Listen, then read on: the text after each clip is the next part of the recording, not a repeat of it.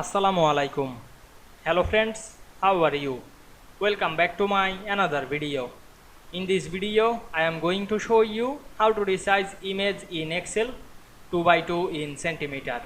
Let's get started. At first, insert a image. Go to the insert menu, click the picture drop down menu. Choose this device. Now I am select the image and click insert.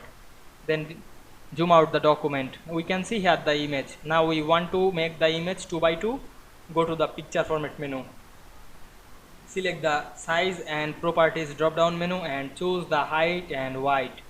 Now I am select the height dialog box and write 2, then select the width dialog 2, then check mark of the lock aspect ratio, otherwise the 2 is not available, then click the close window, then zoom in the document. Now we can see the image size in 2 by 2 very easily. I hope you enjoyed my video. Please like, comment, share and subscribe my channel. Thanks for watching.